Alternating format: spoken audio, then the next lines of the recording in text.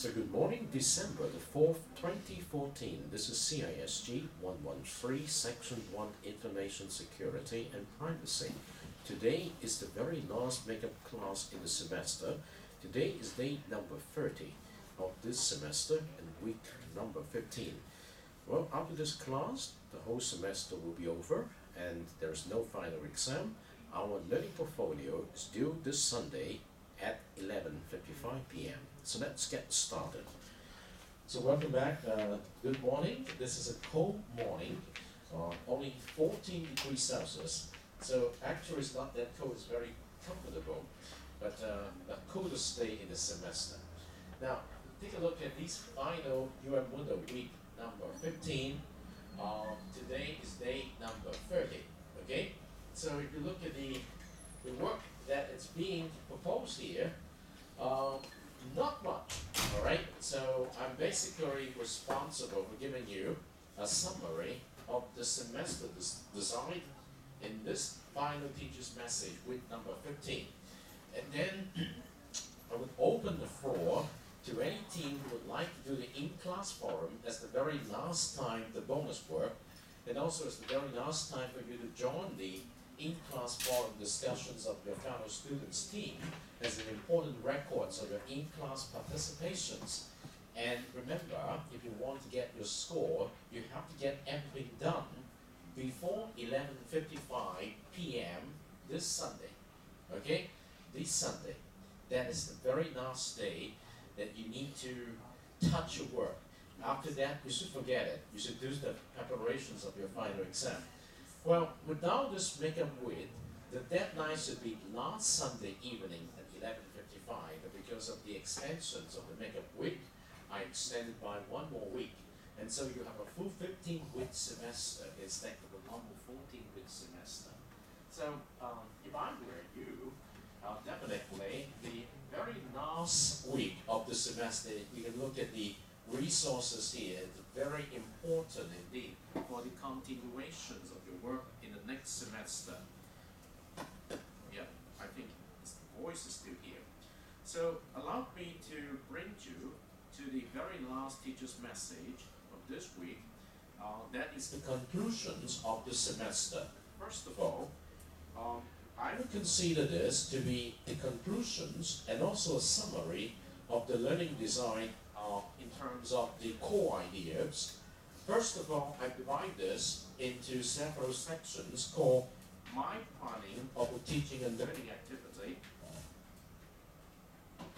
in this semester, and I believe what is being taught, and what I believe how is being taught, as well as the work that I have been doing to motivate you as a student to do the work in this semester. You will discover that compared to other courses, the amount of work you might have to get involved with more than other courses, because what student does is very important. You have to go through the process. As a teacher, I need to do a lot of work to motivate you. And also how I could develop in the process as a teacher, much more effective teacher in the process of observing your work and also providing encouragement along the way. And finally, and definitely, if you have any particular feedback, you can still keep me in touch through this very last week's documents hotline, and particularly if you have any questions about the score, okay, after you read the assessment report. I got several emails this morning already, and I already sent you the response, okay? So planning, teaching, and learning in this semester, basically, for me, it's I have to make sure that you understand the intended learning outcomes. That's why in this semester we have 6 intended learning outcomes. And incrementally, I need to lead you to face the challenge of how you can accomplish the intended learning outcomes as part of doing better assignment in this semester. So in starting in the second learning contract, I give you a hint. Now you should start picking 2 silos out of the 6, and then use what you have done in the first learning contract and try to see if you know how to select the topics based on the requirements of the silo. And then I say, okay, keep doing it. And this is the very first time to introduce you to expect a silo that you know that in the end of your semester is not just the topics, they are very important. The topics are actually flexible. Content, it's not only the king in the disciplinary courses, but in the GE courses, we need to help you to learn the way to acquire something. I think you can open the door, yes. So, and then learning how to select your learning activities. Okay, basically we start from the minimum amount of work that is take notes. When we take notes, we consider that as the journal, and we invite you to train your ability to take notes through the OIA process. So that's the reason it's very important that you learn how to extract something by observations, understand something by interpretations, and learn how to make sense of something through applications. And then we want you to take a look at the rubrics to see how much you have been doing. Well, the journal rubric is actually very simple, but it is not that you can just do it with the measurements of the rubric, because you need to follow the OIA rule. And then you need to understand the feedback, and incrementally when you read the feedback of my journal, you understand this is my expectations, how I could see you progress through a particular information item. And then from the student, as well as determining the content, right? Normally, in the disciplinary class, it's the teacher who decided, now this is chapter 1 to 10. I need to cover them, so that you need to learn the content. And so it's very important for me in the lecture to cover all the contents, and then you go home to try some assignment, and you come here to do the test and the final exam, and I'm here to give you a grade based on how much you reproduce the content. No, in this GE course, I'm not doing anything like this. I'm actually giving you every freedom to select a topic of your choice. As an instructor, definitely I give you a big pool, all right? But within the big pool, I need to be responsible for take a look at how much you've got and how far. So when planning the teaching and learning activity, it's very important for me to anticipate the needs of the students. The needs of the students is sometimes they really do not know how to start. They might get confused because in other courses, at the end of a chapter's instructions, teacher will normally assign end of chapter exercise, and very often you just have to apply some technique, learn from the chapter. But in this course, we don't have anything like this. We just have you observe, you pick a topic, you read it, and you extract and ask questions, and you try to tell what you've learned. Very fuzzy area. And then as a teacher, I should be make a detailed plan of each lesson and how. So, well, based on Moodle environment, you know that on each day we do have some instructional videos, and for each week we do have a reading plan. But the reading plan is also very scope is large, and so I have what we call the branded learning activity before class, during class, after class, and at the end of the week. Now, I did not consider this compulsory activity, but as a teacher, I need to provide this guided path for you to understand the meaning on each days of the lessons, or better said, on each week of the lessons, including the learning activities before class, during class, after class, and be prepared to flexibly adapt the plan in the light of the students' responses. Normally, when I receive emails from students who say, I got confused, I do not know what to do, I have to respond to you a lot of time. And because of that, my experience tells me, at the end of inviting my student to do the learning contract, I need to encourage them, no matter what score they actually earn, I have to offer one full score of learning contract as the encouragement score for you to learn something. And this is what I've learned in the past semester. If I invite my student to do something, normally students take it for granted when you give them a score in return based on the work they did. And then they will take it like this and believe that you're giving a score lower than what is expected. Now that is the score you earn, remember. But as a teacher, the encouragement score behind each learning contract and behind one of the free learning contracts, the full score, it's more than enough indeed to cover your loss. If you understand the design of the learning plan, unless you did not read it very carefully. So I'm still waiting for you to tell me which learning contract you want to receive the full score, okay? And then what is being taught? The question is what is being taught. Well, basically, I concentrate on key concept. Key concept. I did not cover the minor details, just like in the physics chapter, what is electromagnetism, or in a particular life science courses, what exactly is meant by eclipse. Well, basically, the key concept, I believe it's important for first-year student or even second-year student to understand the meaning of learn to learn, rather than taught to learn.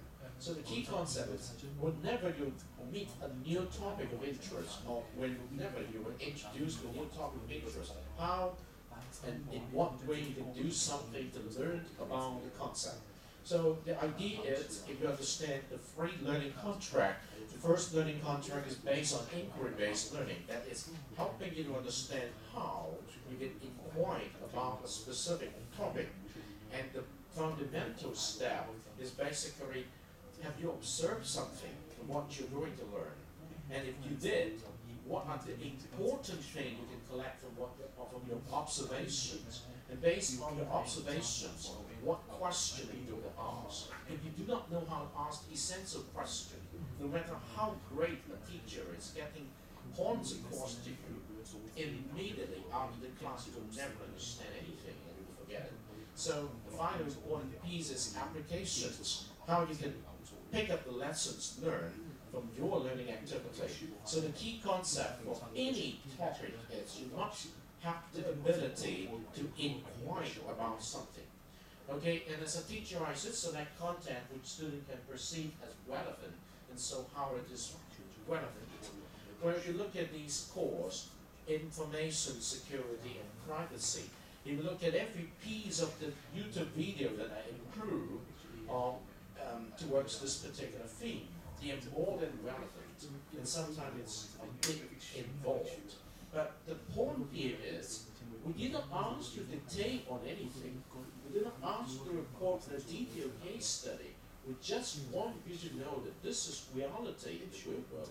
And if, as a student, you want to learn something about this, how you can make it simple by observing what you can observe, by asking questions what you can ask, and by learning lessons what you can pick up from that.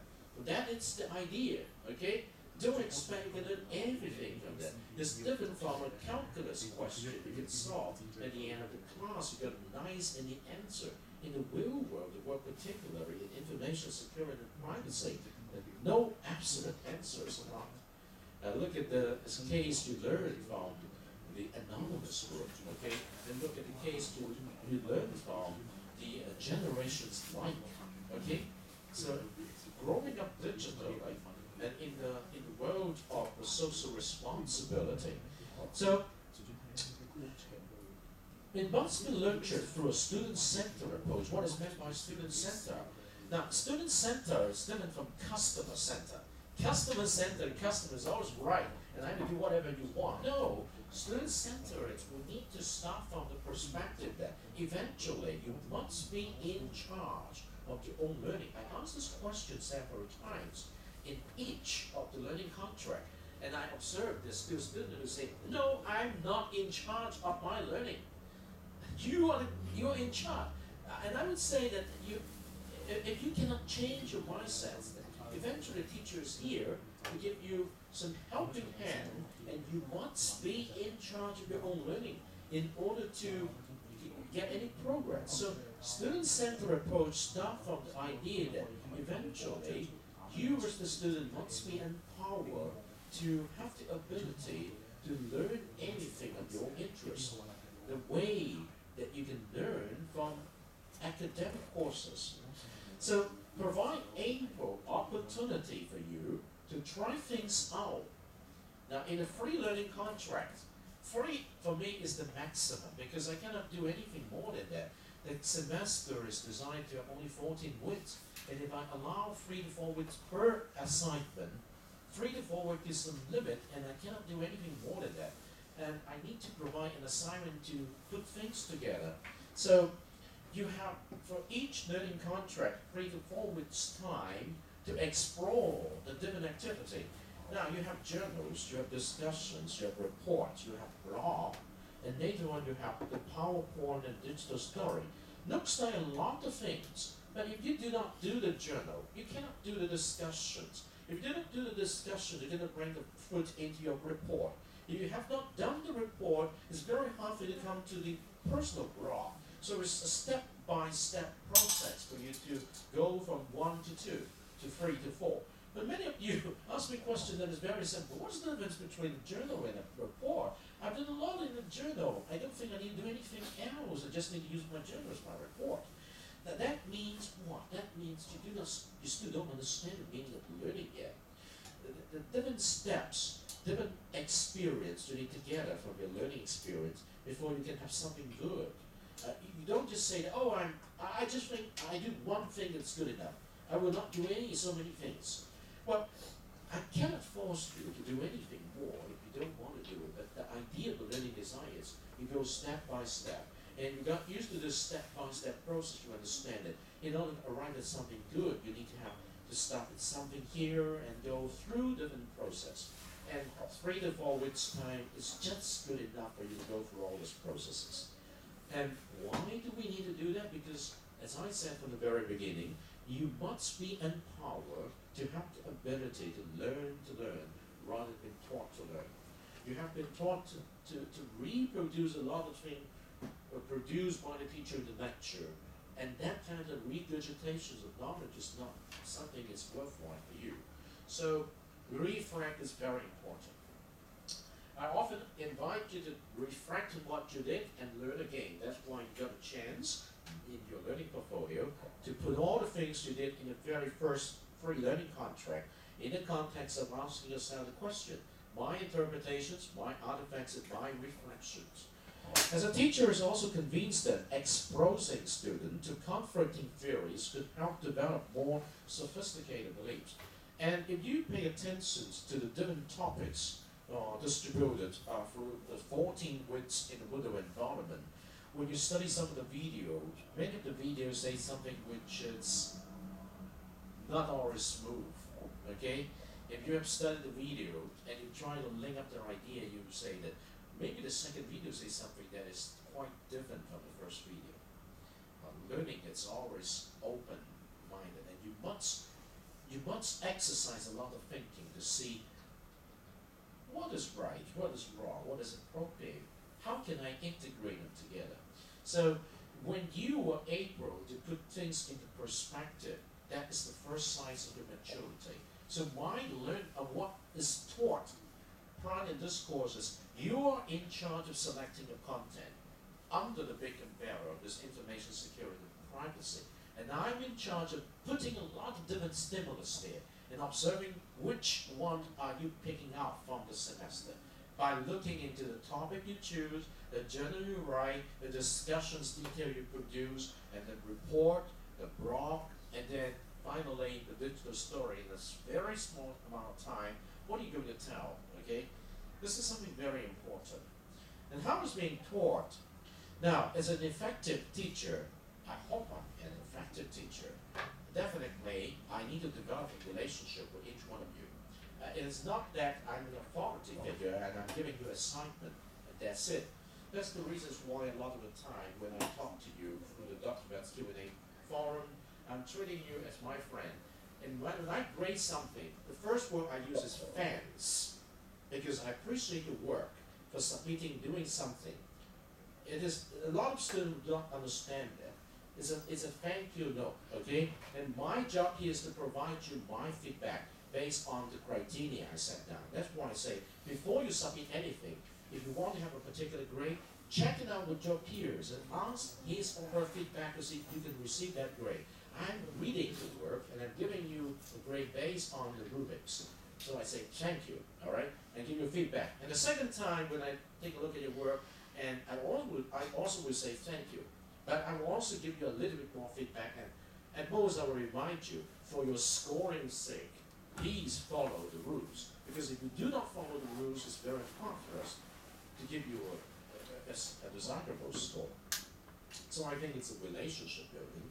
It helps you, convince you to understand the meaning of that. You're in charge, not me. Okay?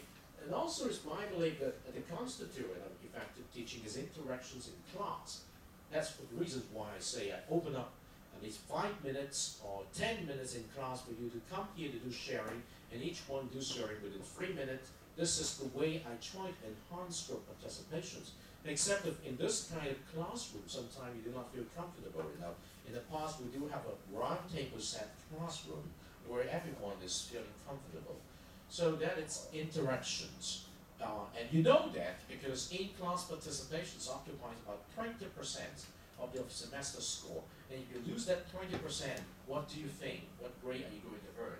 And if you grab that, it's very important. So don't tell me at the end of the semester, why are you giving me a low grade? You know that because you know you're keeping track of grade. And if you give up a particular percentage because you did not participate, and that is what you earn, okay? So between the teacher and the students and the promotions of discussions among students, the public discussion forum installed each week in the Moodle environment served as an important means to gather students' ideas. So if you have any idea, you have any feedback, you want the whole class to support it, you're free to say something there. All right, just like in your bonus in-class forum that you're supposed to do, you need to send a message to the whole class giving them idea what you want to talk about, the basic idea. And it's also important that I provide a variety of assessment methods, okay?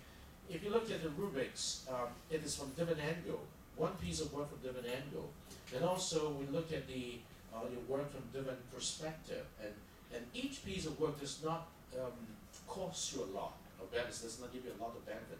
But when those pieces put together, you know that in each learning contract, okay, even you lost the whole learning contract just 10%, but in order to earn that 10% for the first two, raw score is 64 points, and each one of this journal is just 4 points, the discussion forum 12 points, the report 20 points, the prompt 20 points, so you know the proportions of the work, okay? And so this means what? It means that you need to do good in very minor details, step by step, earn the grade there, and make sure you understand how best you can earn the grade, all right? And even the meeting minutes, even the proposal, you need to do a good job, okay? And these are consistent with encouraging the development of students' outcome. Once you did that, so when you come to the learning portfolio, you know that, oh, basically I've gone through the process. And I must provide very consistent method. There is no final exam, and even in the midterm exam, you're doing exactly the same thing as you were doing in the learning contracts, okay? So you have to understand that there's no need for memorizations. Motivating students, and as a teacher, I accept the responsibility to motivate you the best I could to learn. And the way to do it is to encourage you not to be discouraged by a low score you're taking a small part of the learning contract, because overall you can regain it once. How are you going to regain it? Even you lost all the score in the journal, if you finish the questionnaire, you got back the full journal score. And if you don't take it, it's your responsibility, right? The effective teacher uses different strategies to motivate students to make sure that you know that in the real world of work, it's impossible for you not to lose any score. But you have to grab every other chances to earn back. Just like that, it's impossible you don't fail at all. But the point is how quickly you can come up with your failure and turn that into your success. So these are very important things, okay? As a teacher, I very appreciate it. Many of you appreciate my enthusiasm. Yes, definitely. Without enthusiasm, it's very hard to do that. And I encourage active learning approach and try to make this class as enjoyable as possible. That's why I provide a lot of video for you to watch instead of my talking and ask you for feedback, except for the fact that sometimes because we need to go through different topics, I cannot stay where we want to for a long time to talk about a topic enough in class. But the point here is, since we set up a discussion forum online, you can actually continue the discussions whenever you want. So that is one way for us to try to meet the expectation of the student. And definitely as a teacher, I need to be considerate, and that's why I need to learn how to be patient and be sensitive, but at the same time, I cannot let you lose, okay? It's very important. We need to maintain the standard. We need to get the job done, just like if you were an athlete. You know that even though you fail to win the first prize, you need to complete the whole course of your activity. So finally, And I hope that if you have time, read the two important articles. Promoting deep learning and the learning portfolio is a powerful way to help you to achieve significant learning. So having said that, I believe that I've done my last job in this semester, that I've given you the philosophy of my designs, and I hope that I'm consistent throughout the whole semester from your perspective, all right? So as a teacher has to make sure that you understand the meaning of it. It's not just an assignment, this assignment with the purpose to help you to achieve the intended learning outcomes. All right, may I ask any team who would like to do the in-class forum today? All right, you want to do as much as you can. All right, I pass the time to you. Lock me out and you can lock yourself in, all right? Make sure after you've done your work, put that in your learning portfolio, all right? This is a very hard-working team.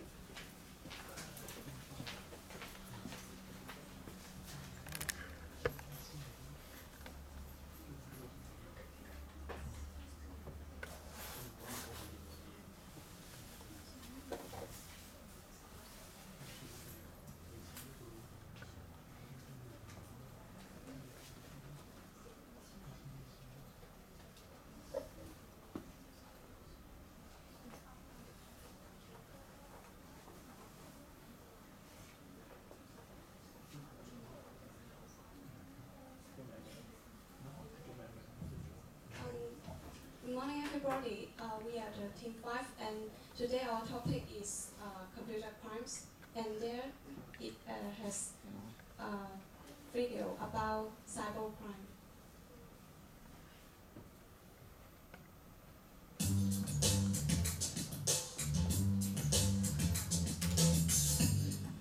Every day, Thomas works, plays, and buys things on the internet.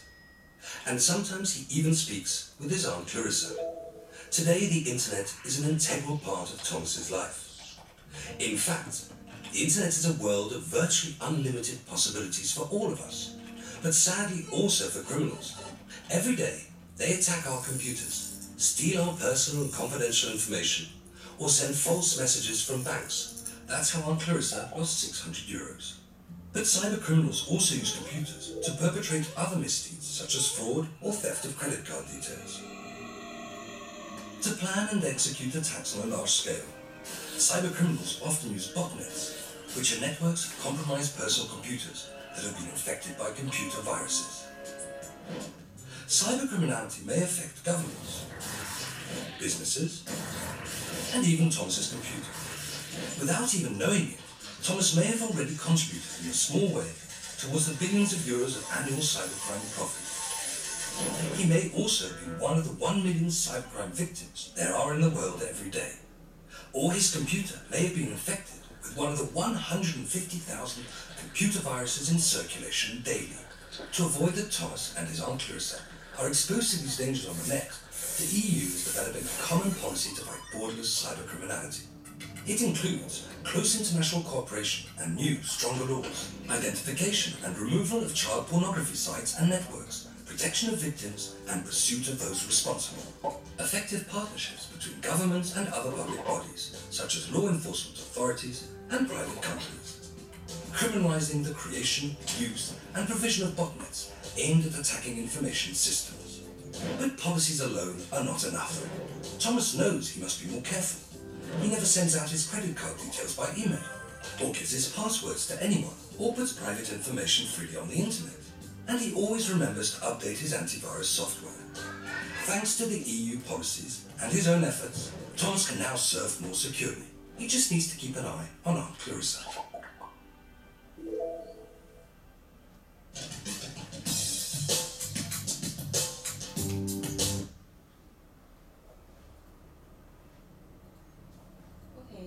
What is computer crimes?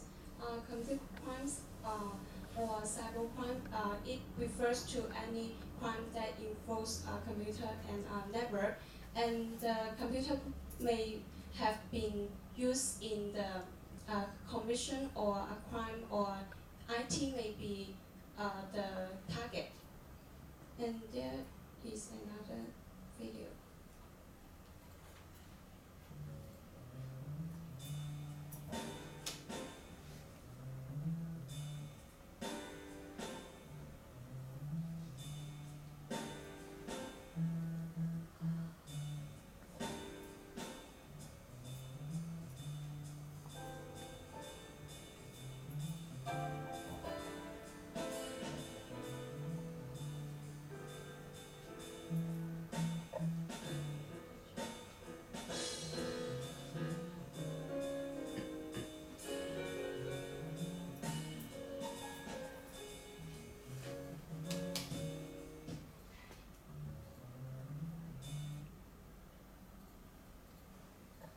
Okay, this is very short video, but it's obvious we can see the cybercrime. Okay, questions. Have you ever in or heard computer crimes? Or how can we protect ourselves from the computer crimes?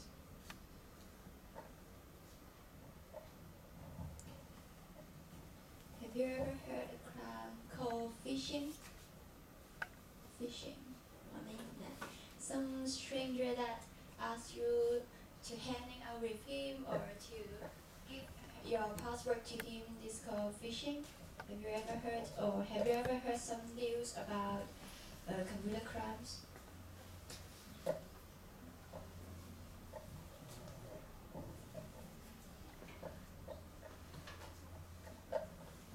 Maybe you need some time thinking.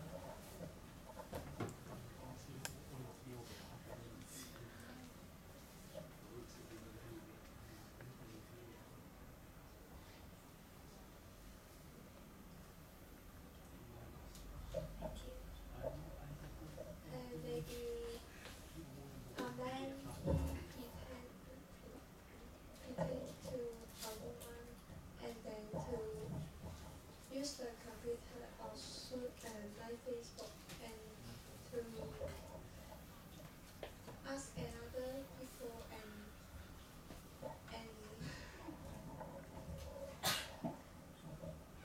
in order his money.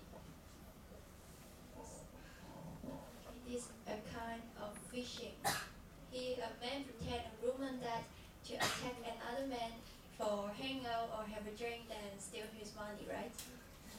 Thank you. Any other sharing? A few years ago, my online game account was stolen by someone, and I think it is a kind of computer crime. Thank you. Thank you. Okay, for me, basically, I think when you enter the website or other site, you ought to be check the website clearly. Or maybe I suggest that you can open your firewall or buy an antivirus software to protect your computer and avoid the computer crime. Thank you. Thank you.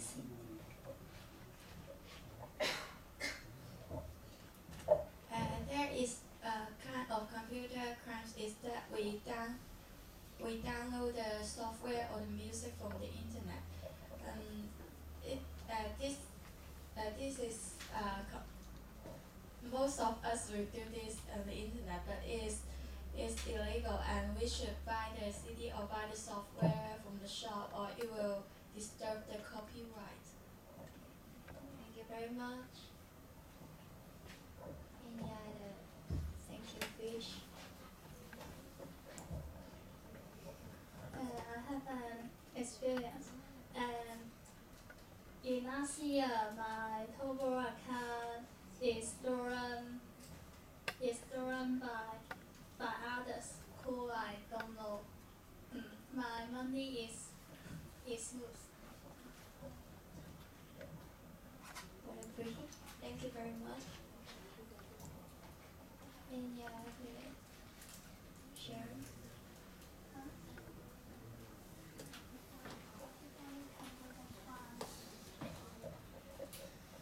And for this question, I have some sharing for you. And have you ever heard some news in the mainland China that some girls in university was fishing by others and hang out with him? Maybe some of these girls are be raped and even be killed. This one of computer crime is serious and very related to our social society, So we have to be aware of that, and we have to protect ourselves from the internet. Don't trust anyone you don't know on the internet. Thank you. And then let me introduce some attack techniques. The first one is partners, the network of software, robots, or bots, and they automatically spread malware. The second one is fast flash, moving data quickly among the computers in partner to make it difficult to trace the source of the malware or phishing website. And zombie computer, a computer that has been hacked into and it used to launch malicious attacks or to be part of the botnet. Social engineering and using lie and manipulation to trick people into revealing their personal information. Phishing is a form of social engineering, and denial of service attacks. Flooding a network or server with traffic in order to make it available to its users. And last one is skimmers. This is very important in our life and in danger. The device that steal credit card information when the card is swiped through them, and it can record your credit card information, and the criminal community can use the information to make up a new credit card and withdraw or transfer all your money. Thank you. And sorry. And in conclusion, the more we use the computer, the more dangerous we will achieve and more risks we will risk. So we have to be aware of this. We have to protect ourselves on the internet. Don't make it easy to be attacked. And this is over the end of our semester. Hope you guys have a good exam and good luck. Thank you. Thank you. We thank you, this very hard-working team. They have given us a lot of good things over the past 2 weeks. Any other teams who would like to do something more?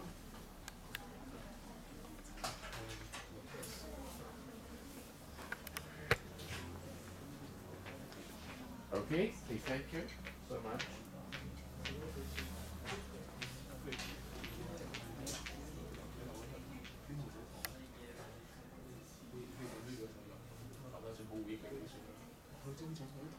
Now, may I remind each one of you that when you are preparing your learning portfolio, in order to earn the bonus score, okay, that it's done here, make sure you provide the records of the work. And if you have done several times the bonus work, make sure you list them out, okay, each one of you. These are very significant evidence to earn your bonus score, all right? So normally those who are doing bonus work will always earn very good grades because they have accumulate a lot of score there. You cannot give them any grade less than that, all right? Thank you very much.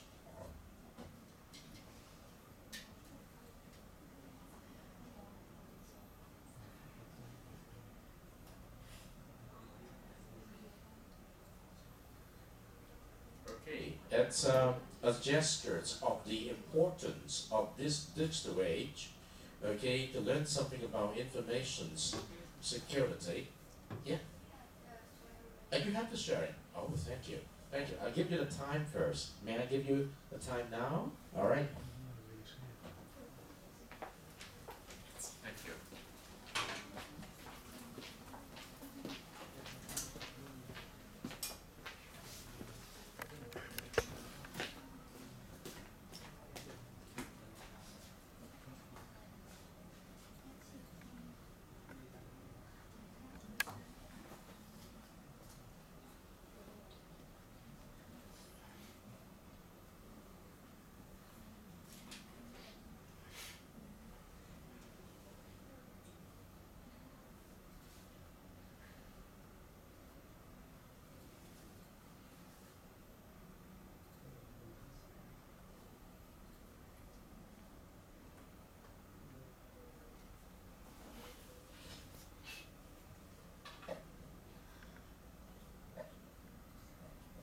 Good morning, everybody. We are Team 1, and today our topic is information competency. And first, I will tell you what is information competency. Information competency is a kind of skill of collecting information and analyze it. And first, here is our first discussion question. And before answering that question, we are going to watch a short video.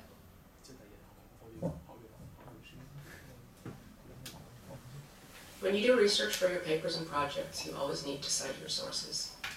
To cite means to point to the evidence. You need to show where you found the information you used in your research. It does not matter what type of source it is. It can be in print or online. It can be an image or a conversation. Quoting and paraphrasing are two important concepts when you are writing a research paper. You need to cite when you quote a source and when you paraphrase a source.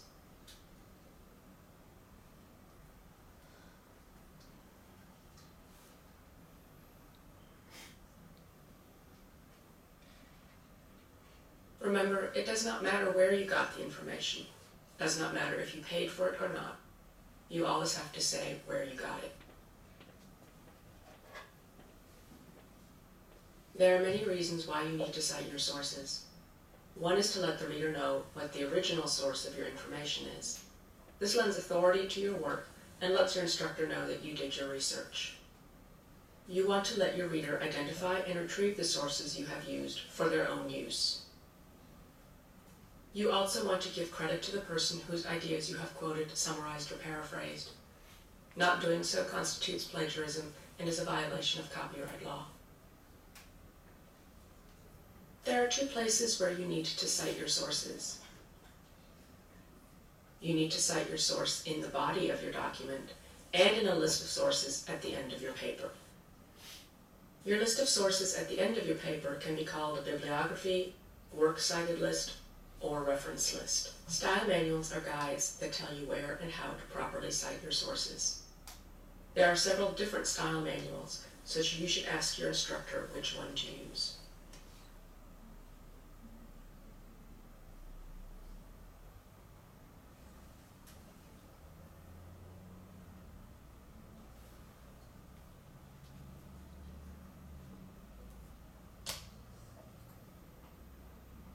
And our first question is, how do you start to find the information when you are doing your report, and how do you choose the data?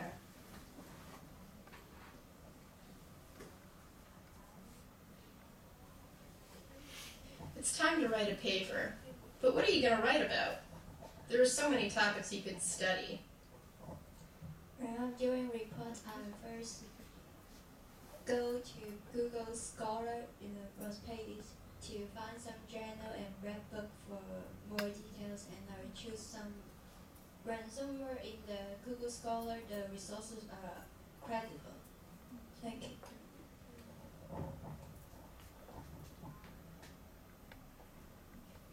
How about the others?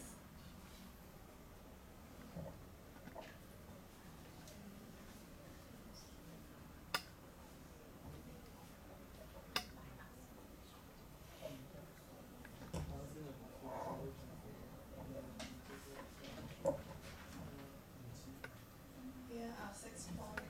First is collect, knowing how to have a target and can hit the goal with suitable ways definitely. The second is judgment, knowing how to distinguish between the right and the wrong information and find out the suitable data. And then is performance, knowing how to show the information you find and public opinion.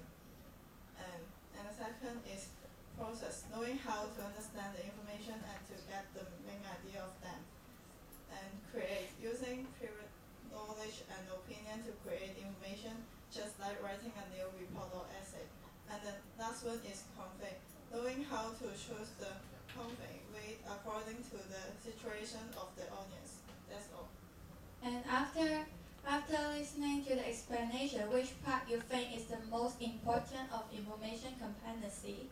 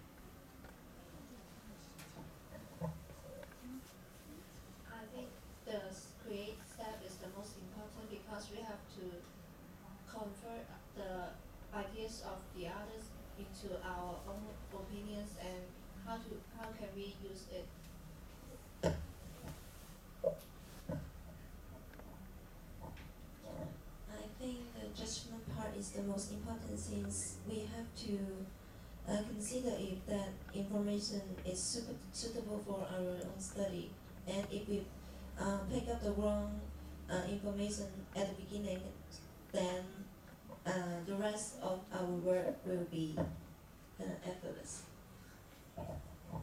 We may take some. We should take the fact, or we'll have the wrong information. I also think create is very important because we don't only copy other people, and we need to thinking and create some information.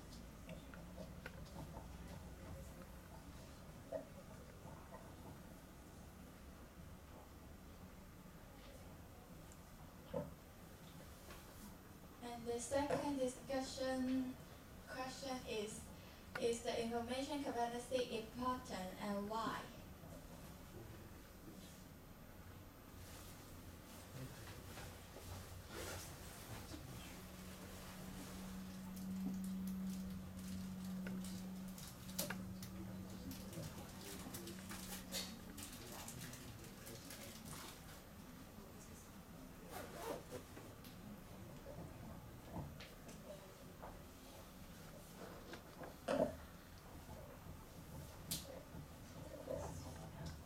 I think it is important because it can help us to analyze the source or information is correct or not.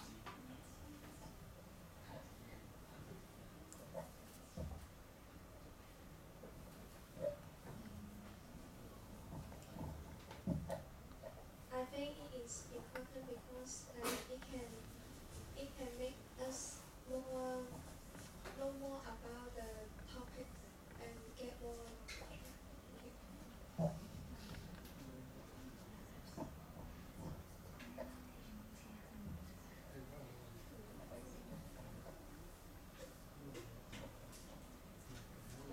After our discussion, we think that the rapid development of science and technology have sprung up a lot of information. To explore a new research topic, only rely on our own knowledge is difficult to do. Depends on the experience of others, learn from the achievement of others, make it become the basis of a new research direction. This requires the researchers to obtain useful information. The information ability will become the assistant of the scientific research. And information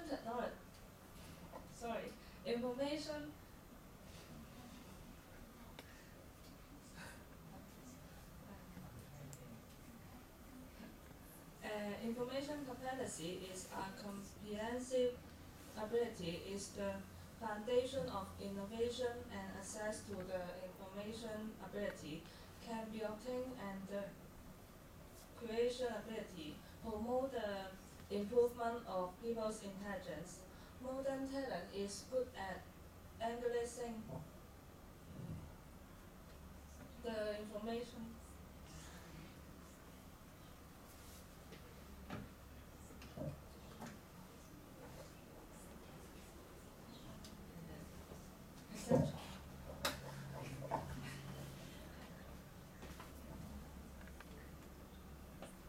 And to conclude, with the development of science, we can get information easily. So we should not ignore them, and we must learn to use the information that's spread on the internet. In the information age, we need the data to help us to analyze and to assess the development direction. So we should learn how to make use of them. That's all. Thank you. Thank you very much. Thank you, this team, to help us understand one more time the importance of information's competency. Okay? Yes. You want to do it? Okay. We have one more team who would like to do it. You want to do it? Okay. So you have 15 minutes to 30 minutes and 15 minutes one from each other. Which team goes first? Yes, you might want to negotiate first because it looks like, have you signed up? Okay, so you please go first, all right?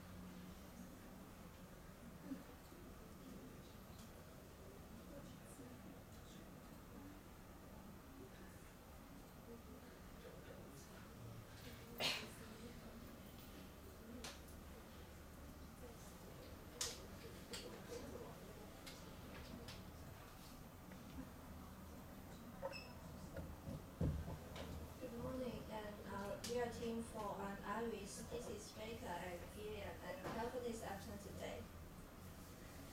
So our topic for today is hackers and crackers. Nowadays, people always misunderstand the term cracker and hacker. Therefore, we are going to explain the definition of cracker and hacker. So before we start, let's watch a short video.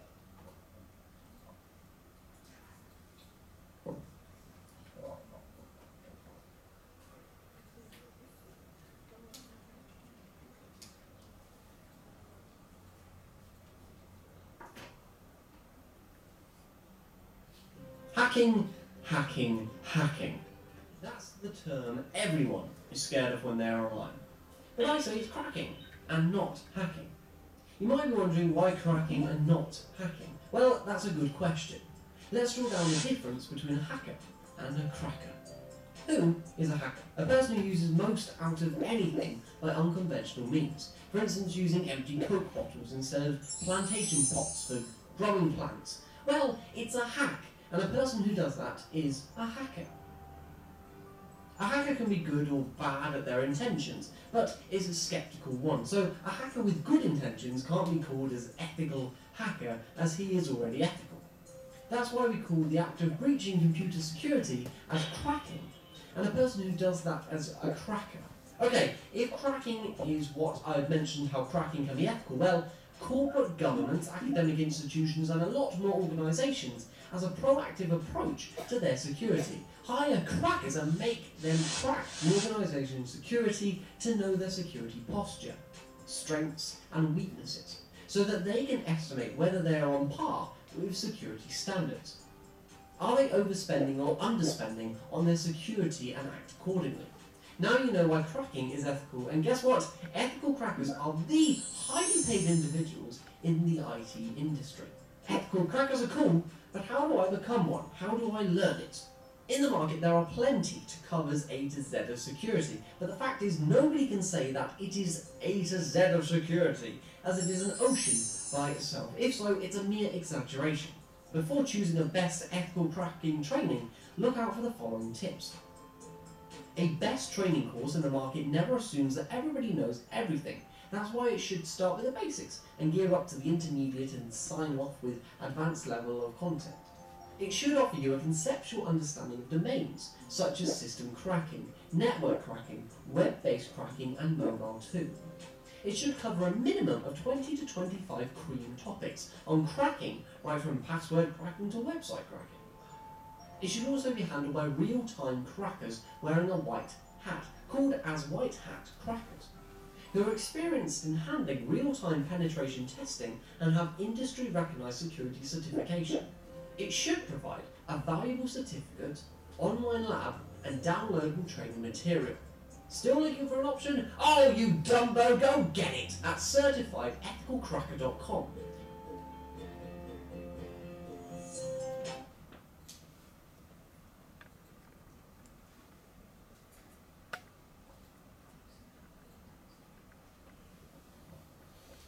And now I will talk about what is hacker and what is cracker. Hacker in the computer security context. A hacker is someone who's in and explore weakness in a computer system or computer network. And what is the cracker? A cracker, also known as a black hat hacker, is an individual with extensive computer knowledge whose purpose is to break or bypass internet security or gain access to software without paying royalties. Hacker and cracker denote the same things, which is to hack into other people's computer or system in order to get something like information. However, the purpose of hacker and cracker are totally different. And hackers are non-criminal. They do right and legal things. For hackers, they are usually employed by companies to protect and check their security system. Hackers are legally doing their job with permissions. Let me talk about about what is cracker. Crackers are criminal hackers because they do illegal stealing. For crackers, they misuse the skills and ability to steal or attack others without permission. Both of these targets is money or some valuable information. Cracking can be known as ethical hacking. What is hacker? Hacking is plenty of potential for good.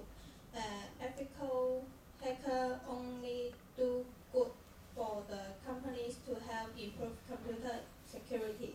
It is common practice for large companies to employ hackers to test their security, find the holes, and assist in patching them. In this way, hackers can help others stay safe from their own game. In this point of view, hackers do help the security of the society because they help to fix holes and come up with new solutions to solve them. Besides, individuals interested in becoming an ethical hacker can work towards a certification to become a certified ethical hacker or CEH. From this, we can know that hacker is a legal job and it requires certain ability and skills in technology.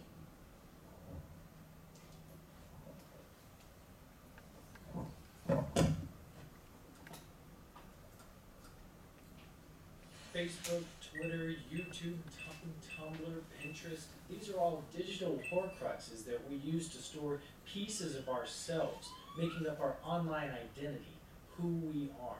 And how do we protect this valuable information that's so vital to our existence? Really? Are you kidding me? By the end of this video, you're going to see how easy it is to crack simple passwords like these.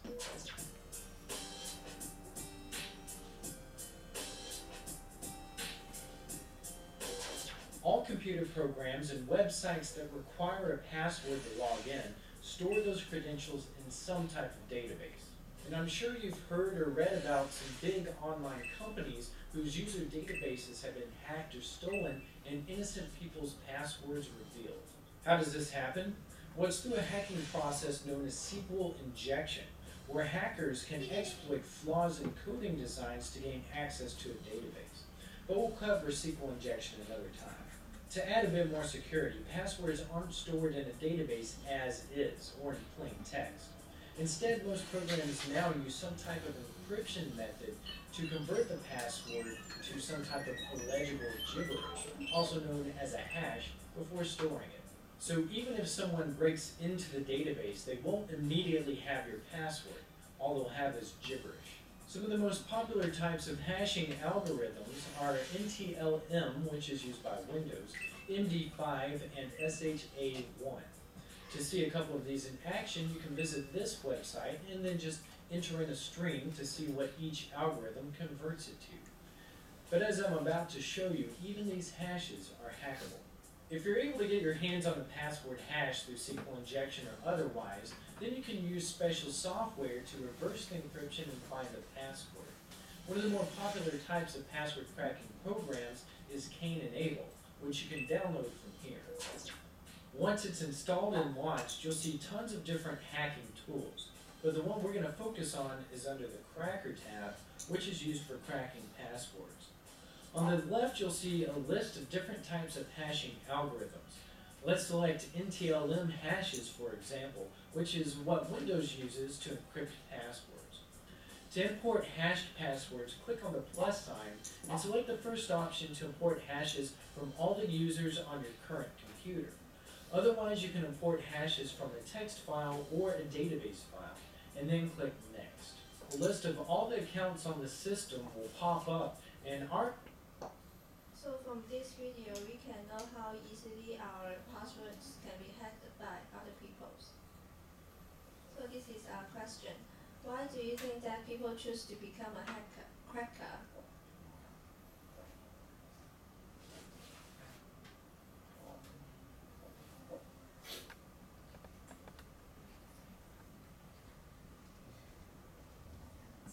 For money. Yes, any other answers?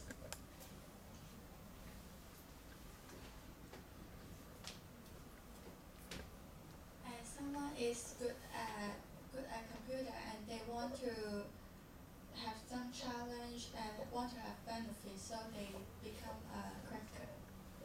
Yes, thank you for answers. I think the cricket is very cool.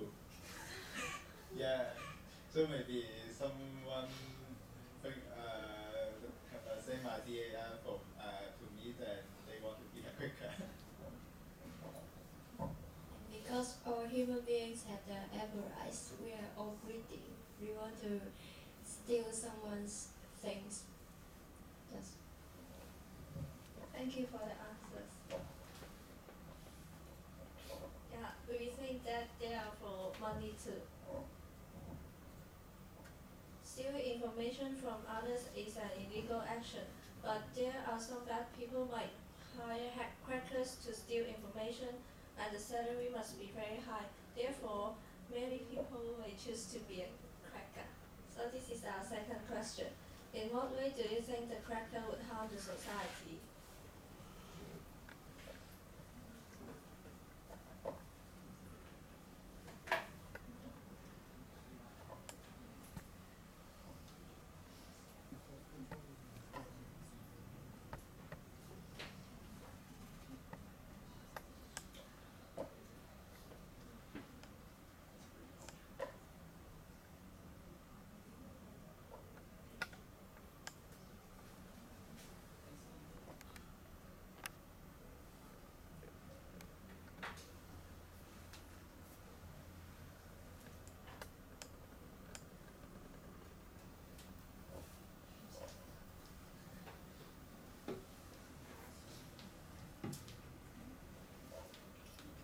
And some crackers like the internet spy will steal the data from the other countries, and it will disturb the relationship between countries and countries.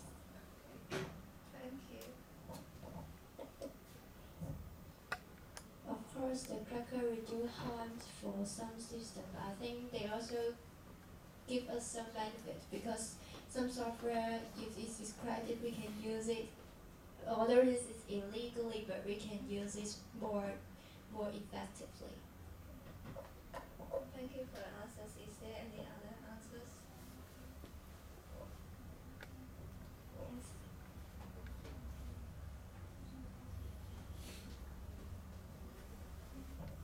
I think when they cracking something, our privacy has been lost.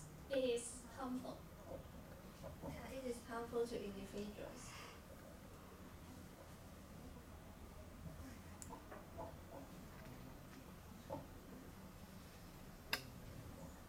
The crackers might attack companies, organizations, or even government departments that own our personal information.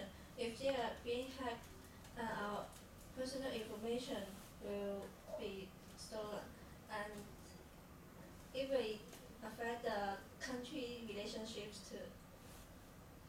So this is our end. Thank you. Okay, so thank you for your in-class forum.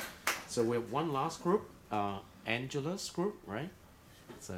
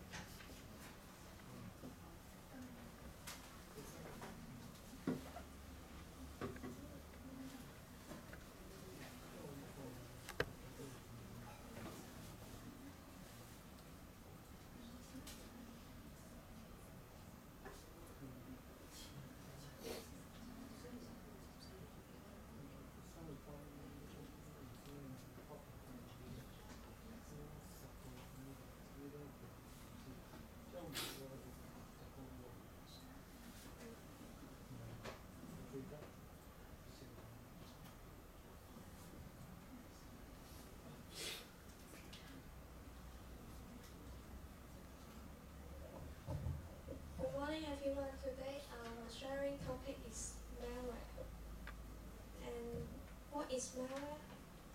Malware is different from defective software, which is legitimate software but contains harmful bugs that were not correct before release. So, which malware do you know?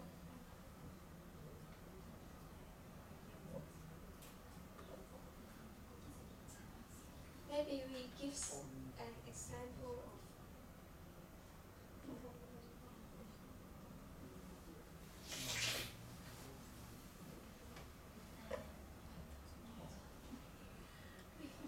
Maybe there have some types of malware, such as computer virus, ROMs, rootkits, hardware holes. There is some types of malware. Do you have any other answer?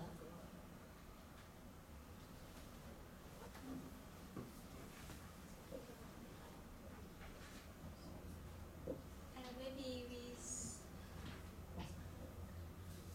give short video.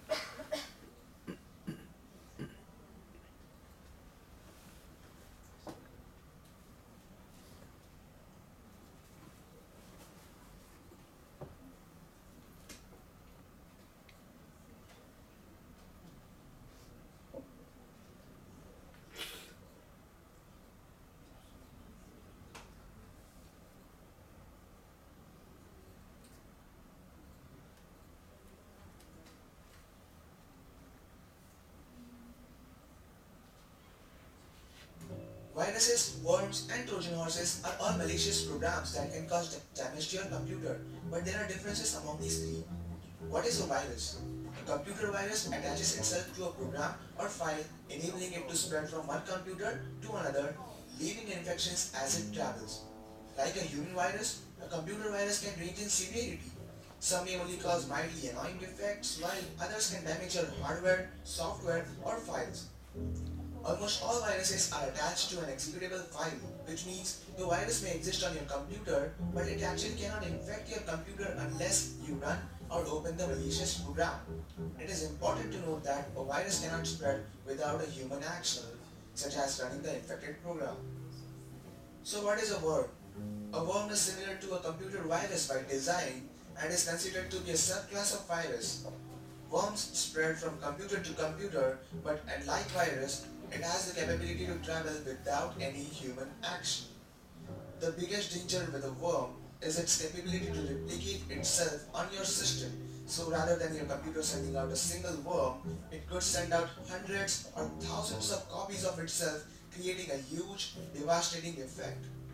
One example would be for a worm to send out a copy of itself to everyone listed in your email address book. Then the worm replicates and sends itself out to everyone listed in each of the receiver's address book, and the manifest continues on down the line. Due to the copying nature of a worm and its capability to travel across networks, the end result in most cases is that the worm consumes too much system memory or network bandwidth, causing the web servers, network servers, and the individual computers to stop responding. So what is a Trojan horse? The Trojan horse at first glance will appear to be a useful software, but will actually do damage once installed or run on your computer. Those on the receiving end of the Trojan horse are usually tricked into opening them because they appear to be receiving legitimate software or files from a legitimate source. Some Trojans are designed to be annoying, like changing your desktop, adding silly active desktop icons, or they can cause serious damage by deleting files or destroying information on your system.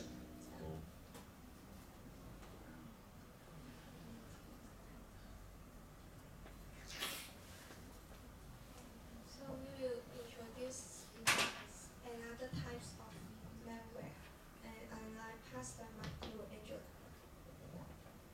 By spyware is installed on a machine without the user's awareness or consent. It attempts to gather specific user's information and send it to a third party. And a logic bot is malicious code embedded within an application that executes based on certain events. The logic bot lies dormant until that event occurs. The event may be when a specific date is reached or if an employee's record is removed from an organization's payroll information system.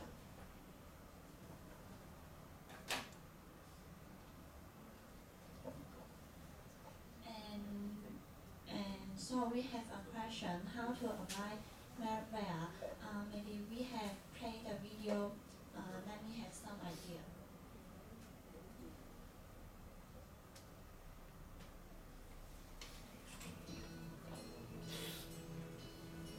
Would it surprise you to learn that millions of computers in the US are infected with malware? That's a lot of computers. So, what's malware and why should you care? Malware, short for malicious software, includes viruses and spyware that get installed on your computer or mobile device without you knowing it. Criminals use malware to steal personal information and commit fraud. For example, they may use malware to steal the login information for your online accounts, or to hijack your computer and use it to send spam. An infected computer can lead to serious problems like identity theft. The good news?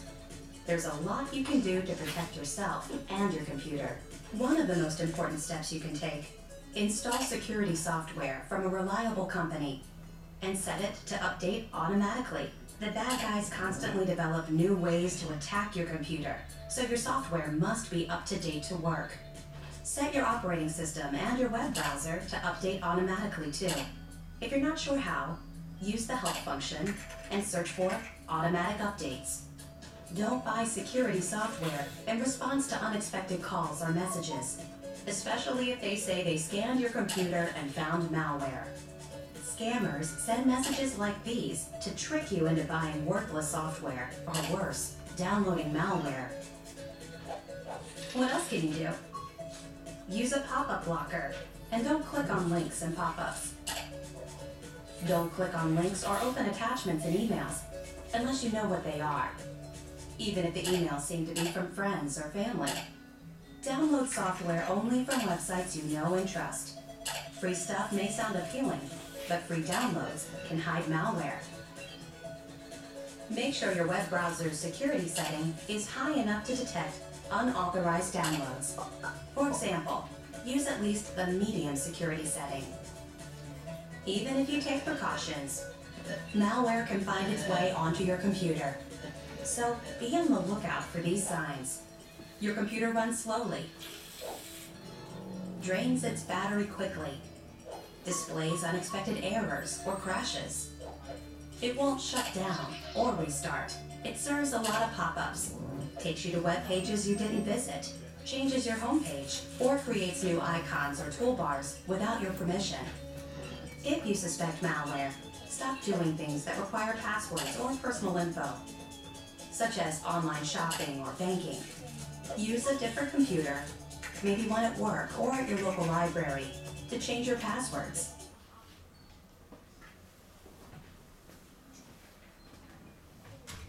Okay, there is some example to avoid malware. And do you have any idea of next question?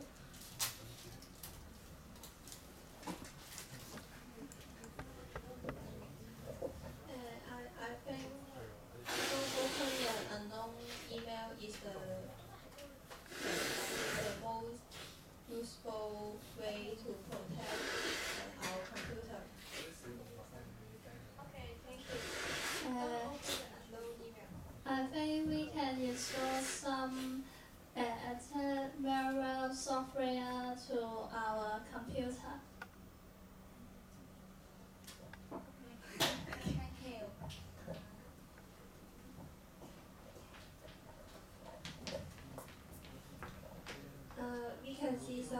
links in the Facebook, but when you click in it, it will automatically help you to share the link, and it contains files. So we should not open any links that are not that we don't know.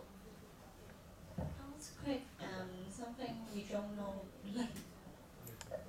We should install the firewall and antivirus software, and we should keep it updated, and we should scan the USB before we using it. Okay, thank you. We should install the firewall to protect our computer. There have this is my opinion how to protect the protection. Maybe we need do not click on suspicion web link. Do not download parent software.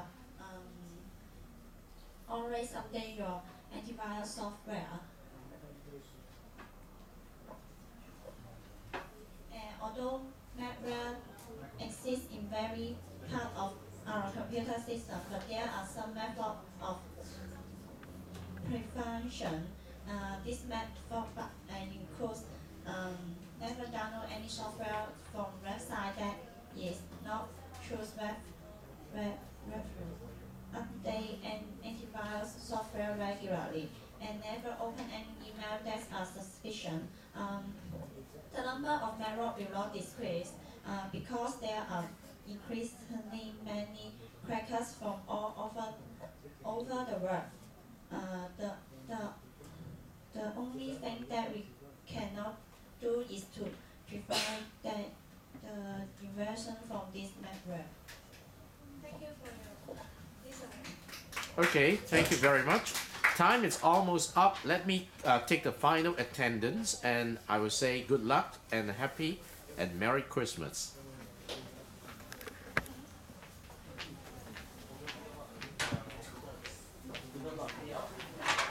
It's okay, it's okay. We just lock yourself.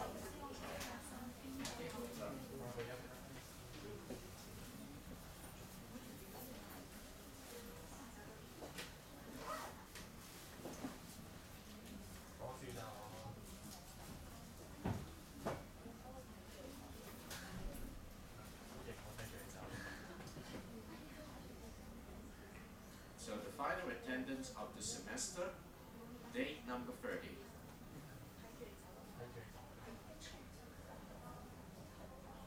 Helia, thank you. Claudia. Ada, thank you. Ryan Wong, thank you. Jenny, thank you. Jackie Wong is not here today. And then White Park, thank you. Sihon, not here today. And then it's my phone's not here today. Richards, not here today. Fish, yes. Angela, yes. Erica, not here today. Ruby, not here today. C, Elisa, thank you. Longa, not here today. Stephen, not here today. Terrence is excused. Winnie Earn, thank you. Tom, not here today. Dixon, not here today. Winnie Ho, thank you. Gideon, thank you. Friend, thank you. Michelle, thank you. Annie, not here today. Cindy, Leon, thank you. Ryan, yes. Lester, Lester's not here today. Okay. And then Kelvin is not here today. Gaia is here. Hanson's not here today. Jessica, thank you. Zikian, thank you. Charlie, thank you. Iris, thank you. Thank you very much. Good luck. Have a very excellent final exam and Merry Christmas. Okay?